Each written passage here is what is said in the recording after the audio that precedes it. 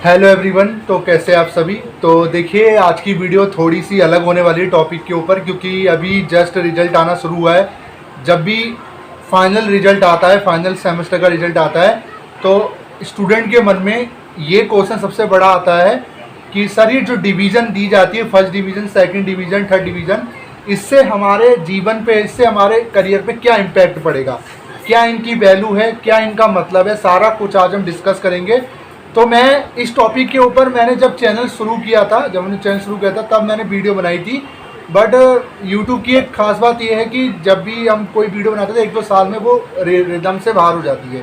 तो अब जाके दूसरी बार मैं वीडियो बनाने जा रहा हूँ। जो नए स्टूडेंट है जितने भी, जब भी अब वो अपकमिंग जब भी वो फाइनल सेमेस्टर अपना देंगे तो इस वीडियो को देख सकते हैं। तो देखिए रिजल्ट जब भी आपका आ जाता है उसमें SGPA CGPA आपका कंप्लीट रहता है, सारे सेमेस्टर के नंबर रहते हैं।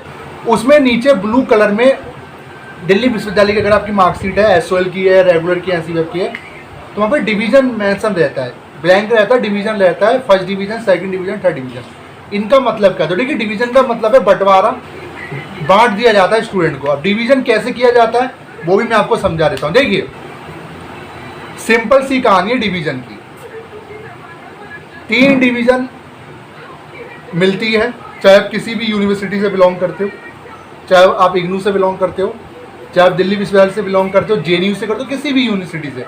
3 डिवीज़न में ही स्टूडेंट को बांटा जाता है, बंटवारा किया जाता है, उनके ग्रेड, उनके मार्क्स के अकॉर्डिंग उनको बंटवारा किया जाता है। तो मैं हम शुरू करते हैं थर्ड डिवीज़न से। देखिए अगर आपकी थर्ड डिवीज़न आई है, थर्ड डिवीज़न वैसे मुझे लगता है पहले आती थी, अब तो मुझे लगता है ना के बराबर ऐसे स्टूडेंट होगी इनकी थर्ड डिवीज़न आई होगी दिल्ली विश्वविद्यालय के अंदर या SOL के अंदर।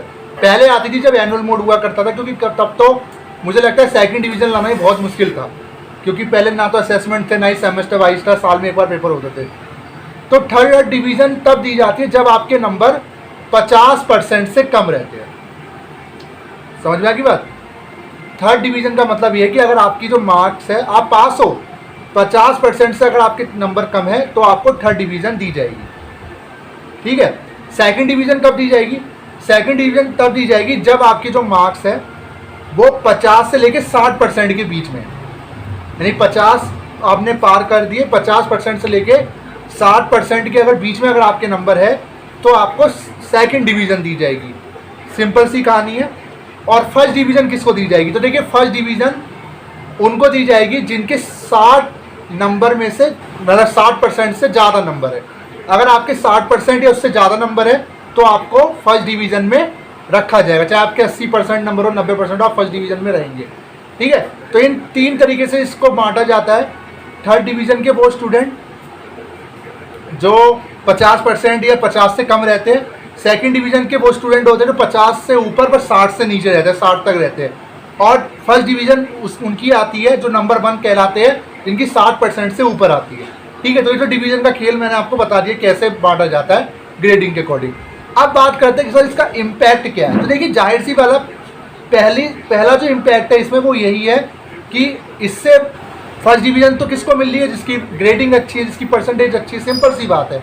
अब बात कर लेते हैं second division, third division.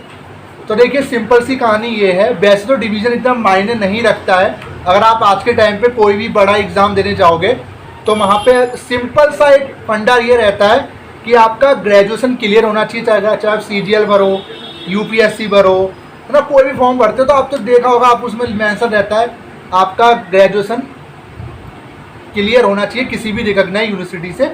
Matter नहीं करता आपकी डिवीज़न क्या है। बट कुछ ऐसे एग्जाम्स हैं जहाँ पे परसेंटेज मैटर करती है। जैसे RBI का एक एग्ज़ाम होता है ग्रेड 2 का, उसके अंदर 55% 60% मांगी जाती है उसके अंदर।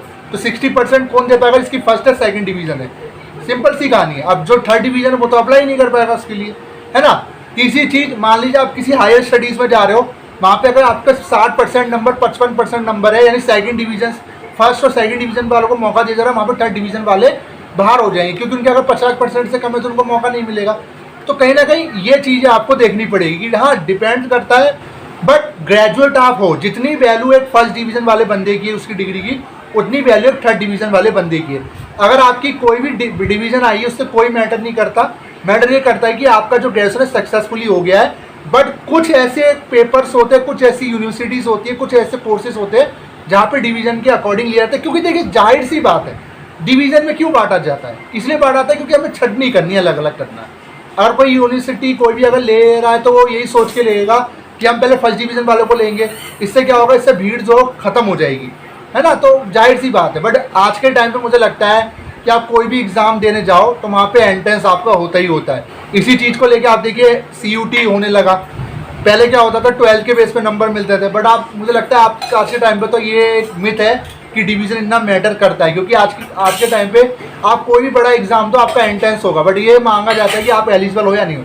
एलिजिबिलिटी सिंपल सी, आपका ग्रेजुएशन क्लियर है तो आप MBA के लिए अप्लाई कर दो, BEd के लिए कर दो, एंट्रेंस निकाल दो, सिंपल सी कहानी है। तो डिवीजन इतना मायने नहीं रखता है।